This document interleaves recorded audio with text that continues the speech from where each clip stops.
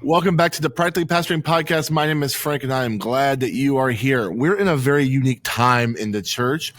There's a lot of distrust. There's a lot of abuse scandals. There's a lot of podcasts and documentaries and articles exposing failing pastors.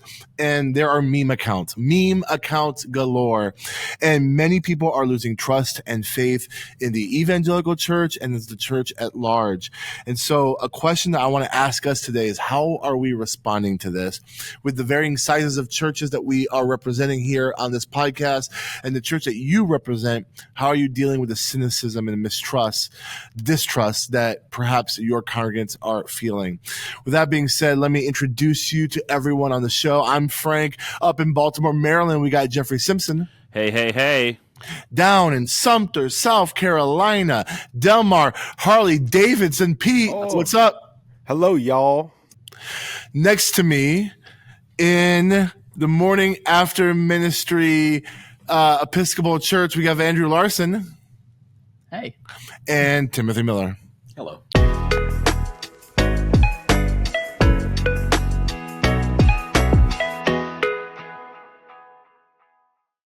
Hey guys, before we dive in, I want to give a shout out to our sponsored church merch.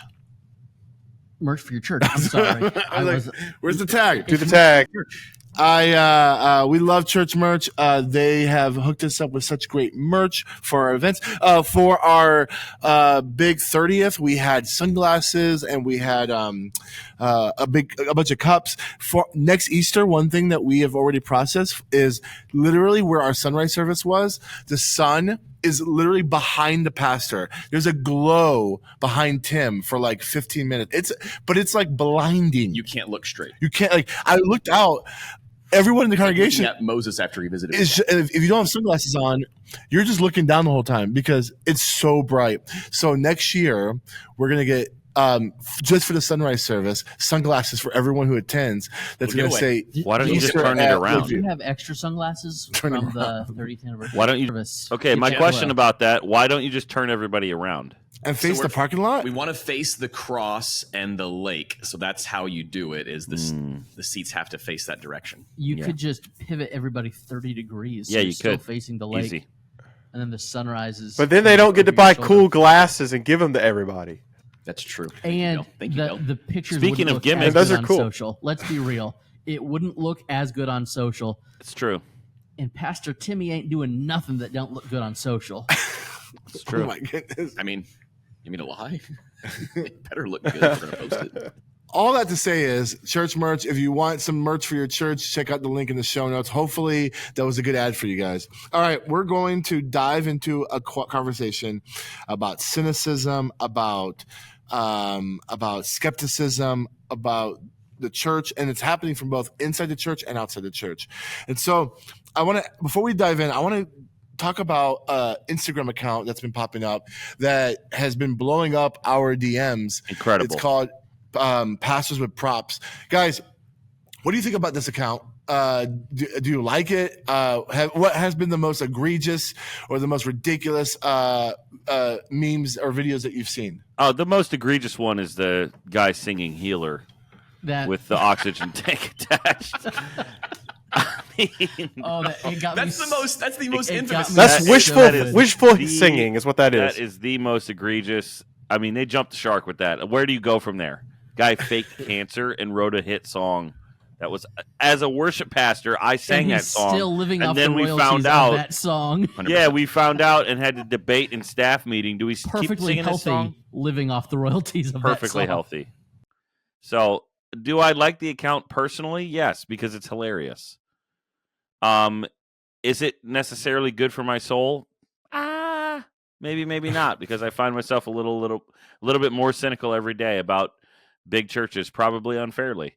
I mean, I'm honestly okay with that stuff getting exposed. Like, Me too. the reality is, this is how, particularly younger people, like, I mean, when I show this stuff to like the younger guys that I know, they're like, "What in the world is going on?"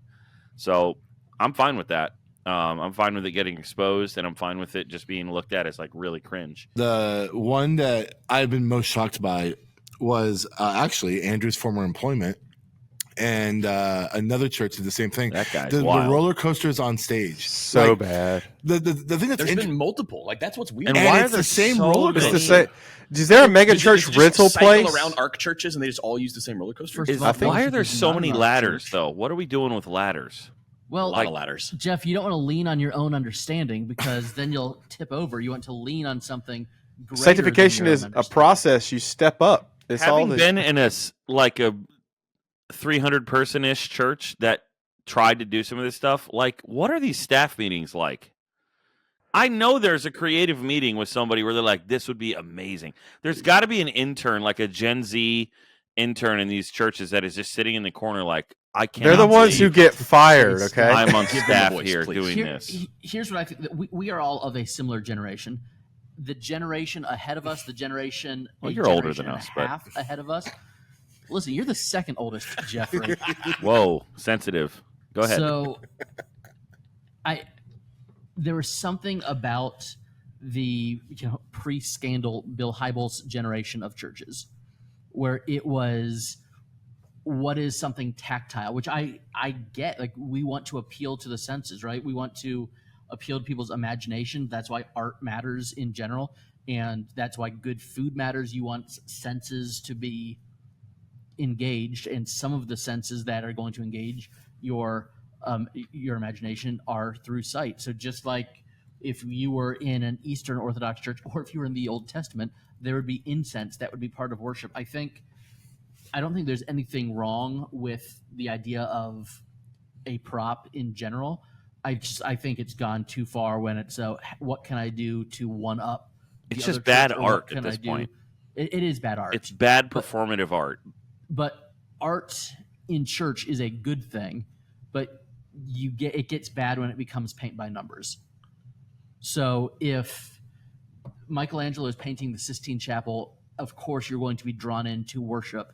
If somebody else is trying to emulate that, it's not going to be as good. And because you have one guy go viral for making mud and spitting in somebody's eyes, don't do that either. But because you have one person go viral, somebody else is trying to copy it, that's where the issue is. This is a symptom of a bigger issue of the reason why podcasts like this exist. Is the same reason why Preachers and Sneakers exist, or there was one called Prophets and Watches. So I thought it was a clever name, and Good Delmar watches, though. hated it. Yeah, Fossil outlet. yeah. Boom. But there is a growing cynicism, and you can see it in the comments, especially with the props one. The comments are like, why can't they just preach about Jesus or Christ crucified, or just open your Feed the Bible? poor. Yeah. And I mean, I will say, when I see the more elaborate ones, like the roller coaster one, I just keep thinking, like, how do you, in good I'm conscience, like, who is this for? whether the Fair. art is better or not, how do you, in good conscience, just spend that much money on a prop for a single message? You Like, don't. You rent it.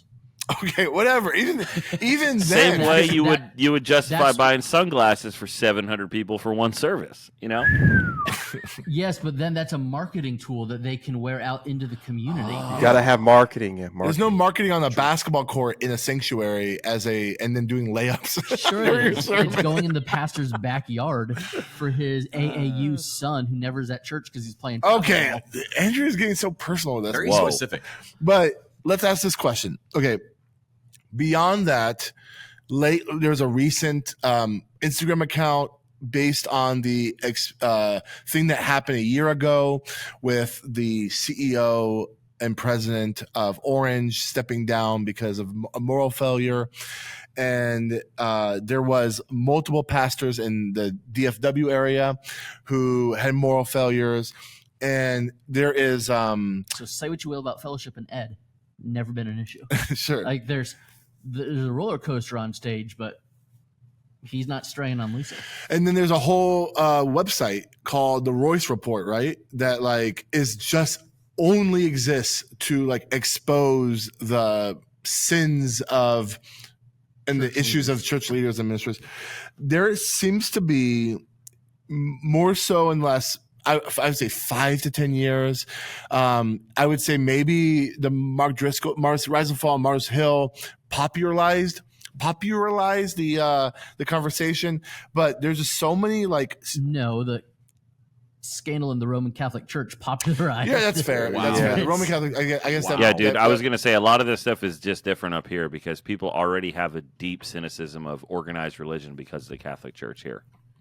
That's interesting. So I guess my question for you is like, what have you found to be legitimate critiques? Like, we can hear people throw like me and Tim were talking about this earlier, like with the props thing. Like, I don't think props are inherently bad. I do think if we're leaning too heavy on props or trying to make the whole sermon based on an object lesson, then I think you're kind of jumping the shark. But Hang on.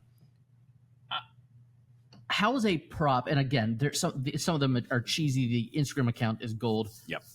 How is that any different than me telling a really good story that ties in perfectly to Scripture? yeah, 'Cause, like, Stories are free. stories Ba-ching. are free, but I don't have the budget that some of the other churches have. But also, a pitcher of water is free, or whatever other prop you want to use. If that's what's going to capture somebody's attention, then so be it. And as someone who prides myself on being able to find that illustration from real life, I don't think it's any different than a prop. I think hopefully there's never going to be an Instagram account dedicated to Andrew's cheesy stories or my kids revolting, hey, my dad told this embarrassing story about me to make a sermon point. you didn't hear about Tim's new Instagram account, Fools on Stools? Fools on stools. Oh, Why would you just So tell good. him? I would have actually So done it. good. Bad idea. Ruined. With that being said, I guess what are some legitimate critiques that you've found raised towards the church? Obviously, the Catholic Church scandal was heinous. I would say the stuff happening at Mars Hill was really sad to hear about.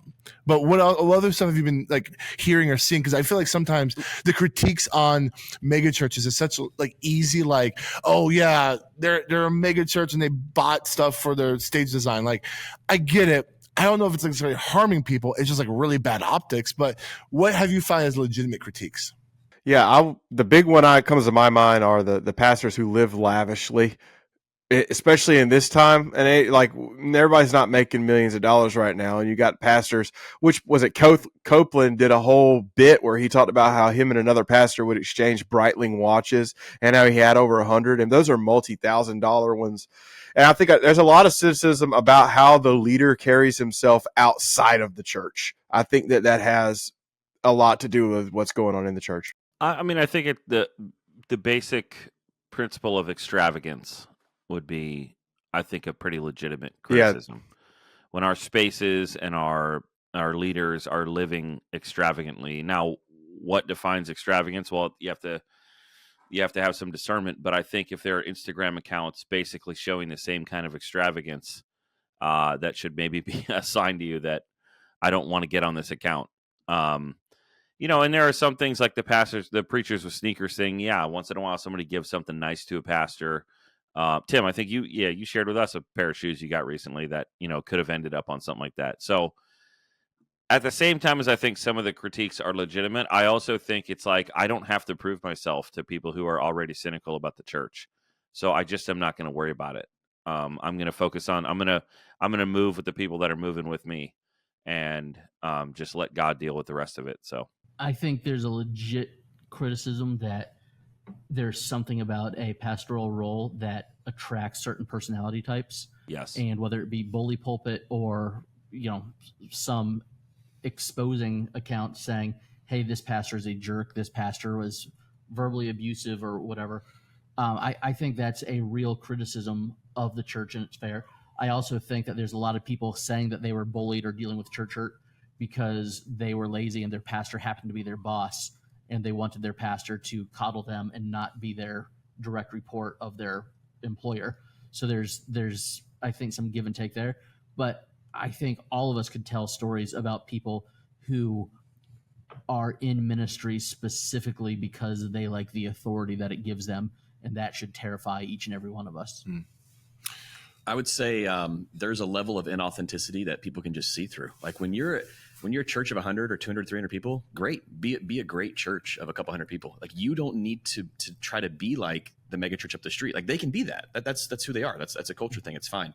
But when you're trying to be something you're not, it's when there's it's more we people see on right through it. stage than in the worship center or auditorium or whatever you call it, and you're trying to, hey, so great to see everybody, and you've got the haze machine going, your church is closing in 3 weeks.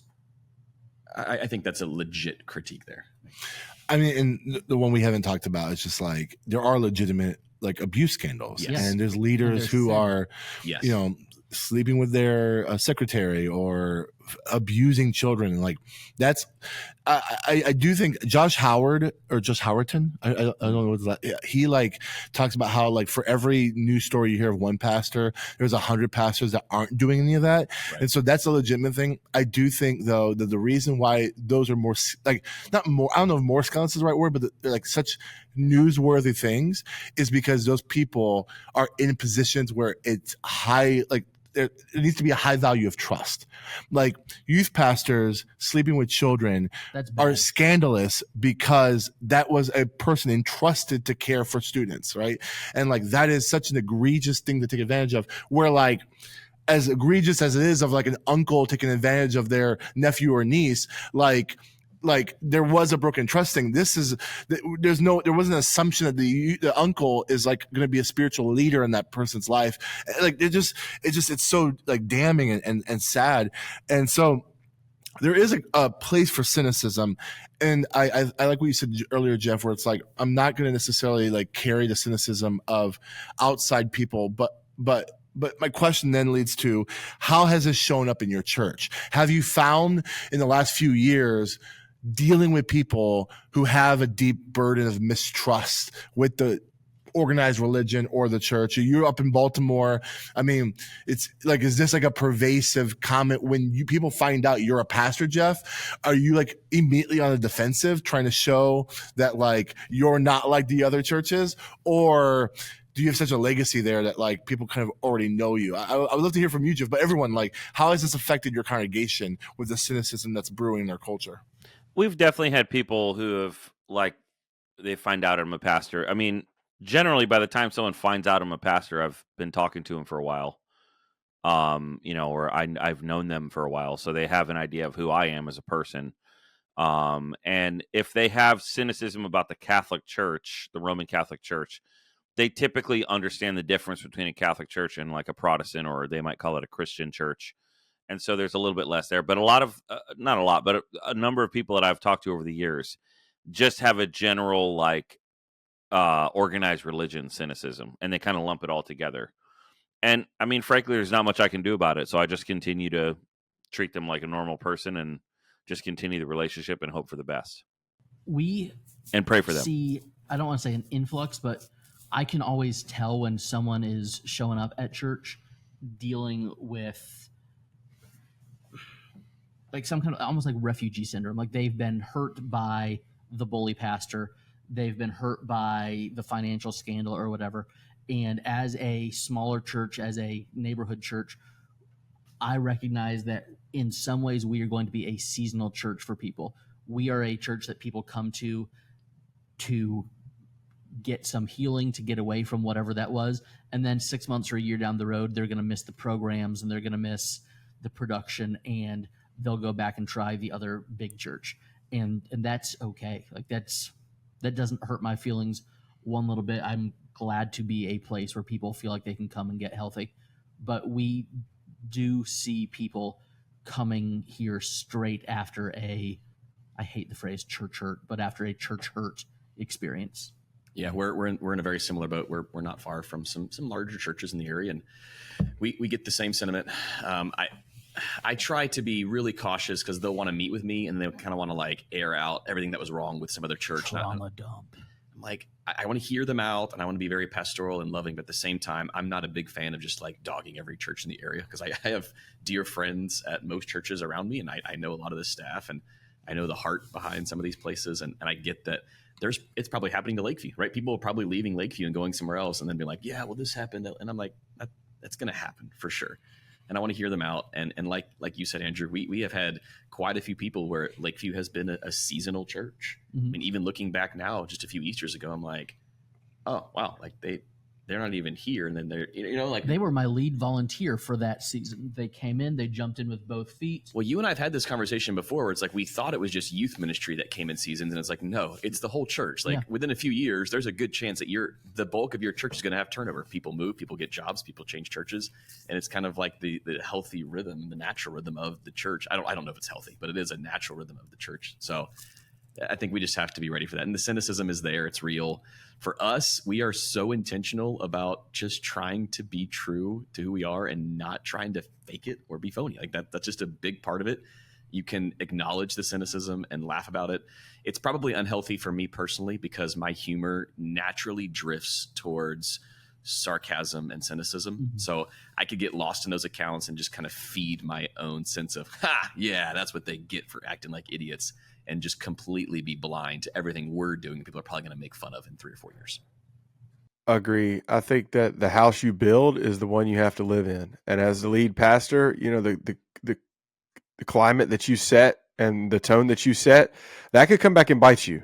If you get on stage and you talk about how reckless love was so bad, it's not theologically whatever, and then one Sunday you play a song or your worship person plays a song that somebody in your church is going to say, well, do you know who wrote that song? And now you're on the receiving end of your own cynicism. So I think we got to be really careful with how we do that. I think in some ways, I'm like you. I'm sarcastic, especially when I'm preaching. I think that humor has a place.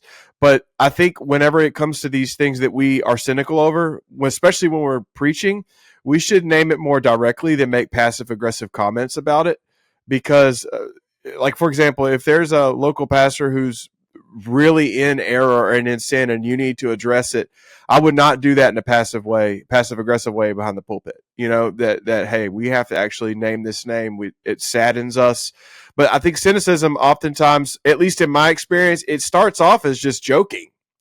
And then all of a sudden it's like, how could you participate in that? We joke about those things. And now we're judging each other. And now that we're judging each other, we've got bitterness setting in. And the next thing we know, it could be a cesspool for bitter people in our community toward other churches. So we do need to tread lightly, even though, I'm just like you guys, I really struggle with it. And some of that's because of our own church experiences. I think all of us have been in different contexts where, rightly so, we're probably a little jaded and cynical. Do you feel like there's a distinction in the cynicism between larger and smaller churches? Sorry, that's not what I'm asking. Between older and younger folks in your church? Like, is the cynicism from younger folks stronger than the cynicism from older folks? And then also, do you feel like there's more trust? Because you don't see in the Instagram accounts of anything that we're talking about, the meme accounts, you don't hear... You'll see images of like small, there's some, but not like a lot of small churches that are using the big props. You're not seeing small churches featured on preachers and sneakers. You definitely hear about pastors failing and getting caught up in scandals, but do you feel like smaller churches are a little bit more immune to the cynicism that we're hearing in the culture? So is there a difference between the ages that you're noticing and then about the size of church? The difference is that the older people have been through more. They've been disappointed by their boss at work. They've been disappointed by their union rep or whoever it is. And the younger people are like, well, I'm just going to leave and go someplace else. So I think that's the difference. When the younger people are being cynical, you're just not going to see them. The older people might be cynical from the back row, but they're still going to be there. I think that's the big difference there. And when it comes to the attention on the different size churches, there's no website dedicated to what Jeff and I are preaching. There's no blogosphere that's fact checking what I say in a sermon. No one is trying to see if I lifted a paragraph off somebody else's sermon that was published 6 months ago. That's not the case. People aren't paying attention as closely. So honestly, I think this is a little bit of live by the sword, die by the sword. Yeah, I think so too. If you this is what happened to Driscoll. If you build your ministry on influence and you want to be seen on social media, well, you're going to be seen. And I think that's what's happening. If you want to be the guy calling everybody out, you're going to get called out. You're going to be, and I think, if you're doing stuff with props because it'll go viral and get clicks, well, guess what? Now it's getting clicks by an account you wish it didn't get it from. I hear the cynicism from from both age groups, but it's different cynicism. It's not exactly the same cynicism, which is really interesting to me. And that's mainly because a lot of the millennial cynicism that I hear comes from the Instagram meme pages, where those aren't as popular on Facebook. And most of our boomer congregation, they're not on Instagram, they're on Yeah. Facebook.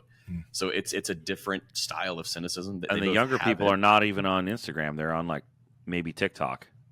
Yeah, all my kids make fun of millennials. Yeah. Like that, the running joke in my house is what a millennial. Like that's Yeah. like just like the number one like That's anything okay, I boomer. do. 5 years later. Yes, Terrible. it is. So like you're such a millennial dad. I'm like, yeah, I know. I kind of just live in that world. So the amount of time I'm on Instagram, that gets made fun of in my house. So what's the way forward? Like, what are we to do when the cynicism shows up in our church? What are we to do when someone is carrying that cynicism in their heart into our churches, and they can maybe meet you for coffee one week, they can maybe even hear your sermons and notice that you're a different kind of communicator, that you're trying to start a different kind of church, but they're getting 7 posts a day from pastors with props. They are getting a ton of different things in their feed regarding another pastor who in a different state who failed or whatever. Like, what do we do in our context with our people to help them see that there is a different side to all this that is towards a church of health and a church where we're trying to do what Jesus was trying to tell us to do? Preach the gospel, die, and be forgotten. Hey, aren't you a Calvinist, Frank? Don't worry about it. Yeah. Hey. Okay. Just keep praying. Faithfulness over time is the only answer. So minister in a non-flashy way.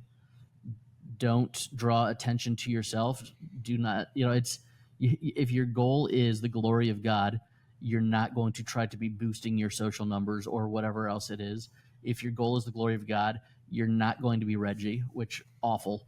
That one still has impacted me more than any other church scandal, because it was like the lovable uncle or grandfather type. It wasn't the guy with the $400 haircut because he had no hair. But the answer is faithfulness. Faithfulness over time is the only solution. Yeah, Rick Warren, when we were doing a DYM conference a couple years ago, I remember him coming in and saying that the only way to beat your critics is to outlast them, and that's the principle. Like faithfulness over time is kind of like the idea behind that, and I agree. All right, guys. Well, I want to wrap this up with one last kind of more silly, lighter question. Ooh, can I be serious for 1 second? Sure, I'm not be serious. very often. I was looking at your notes here, and one of the questions was what's something that you can do. You can admit when you're wrong.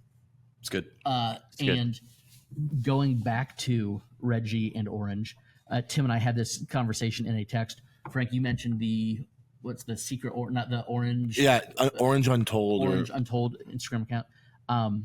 I read L. Campbell's post on that. You're just saying names. Okay. No, I mean, it's out there. I guess it's all public. Yeah. She put it out there. I read her post, or they like shared something that she had written. I was so cynical of stuff you can use and of Kenny and L, and I probably publicly on a podcast like made jokes about got the platform from Orange and then immediately went to start their own company and make that money. And I was so wrong. And I remember I was reading her thing the other day and just felt terrible. And I don't know them. You probably have more of a relationship than I do. But when you assume the worst about something because that charismatic figure with some influence is putting somebody in the bad light, and you know that, hey, you got it wrong, you should apologize. I was so wrong about them. And that's one of the things this week that's like, man, I got that wrong. We want to be so quick, especially we're in front of microphones. Like, we want to have opinions. We want to have the hot takes because we want the clicks and we want the notoriety. When you get it wrong, part of not building a culture of cynicism is admitting when you get it wrong. And I got it so wrong. So go get your curriculum from stuff you can use. They're very smart. Yeah, they're great. I agree with you. When I started reading those posts, That was a go. My heart was broken because I know, I think more so that I know so many people who've worked for that organization and like people who are like just tangentially connected with DYM and youth ministry culture and the good that Orange has done for so many churches. It's just like, it's heartbreaking. One of my prized digital possessions was an email from Doug Fields to Reggie Joyner recommending me for a position. Wow. And we ended up here, but like, I remember like screenshotting it to Tim. And like, do I print this out? Do I frame this? Like, what do I do? And sometimes we put our faith and trust in the wrong people. And especially when wrong people are going out of their ways to make other people look like the villain to cover their own sin, we need to admit it when we get it wrong. Yeah. And that's one that I got very, very wrong. And I don't know that any other fall in ministry has hurt me like that. Wow. All right. Well, my silly question feels very inappropriate. No, be silly. Let's be silly. Come on. This is a hard transition. What is the best prop you've actually seen in a sermon? Like not in a cynical way, but like I saw this as a prop and I thought it was actually a good bit. I was a youth, man, and this preacher came and we were talking about purity, and he took a rose out and he gave it to me, and he said, "Pass it around everywhere." And me and my whole youth group passed it around. Stop it. I mean, I knew that was coming. But again, we don't make fun of that because it's someone from our camp and we like him. So that's an okay prop. Yeah. Well, no, but what I love about that, and I'll let this be my thing. What I love is how Matt Chandler redeemed that. You know what I'm saying? He took that off. He took a real off object lesson where the rose is damaged, so no one wants it, and he was like, "Well, Jesus wants the rose." I actually thought that was a pretty cool way of redeeming an object lesson. So, and for me, I think that's why it stuck, because he used someone else's object lesson to make his object lesson. I was like, that's pretty good. When I was teaching on Psalm 1, I would like buy a fern or like whatever plant I could fit in a microwave and just zap it. So I'd have like one healthy one, and I always enjoyed microwaving plants. So you have that's new. So you have like one healthy flourishing plant. Radiated another one. Tree planted by the rivers of water, because it can't fit a whole tree. Maybe like a bonsai into a microwave. But it's always fun to kill plants. I mean, and what you're saying, Andrew, reminded me of a church I worked at in Orlando. We did a series where we had a tree as the theme, and we actually bought or somebody had a tree, like nursery or something. Anyway, we got a tree on the stage, and it wasn't like a sermon prop, but it was like a stage decoration prop, and it did look pretty cool.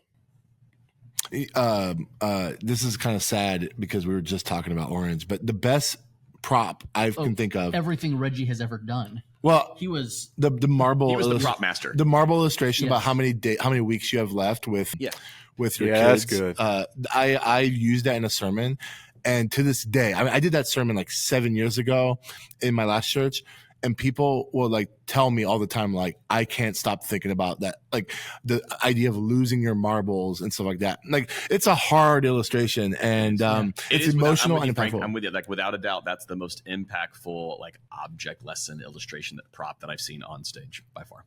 Yeah. Well, this is Birthday Pastoring. If you enjoyed this episode, please let us know. Put some comments on Facebook or on YouTube, wherever you're listening to this.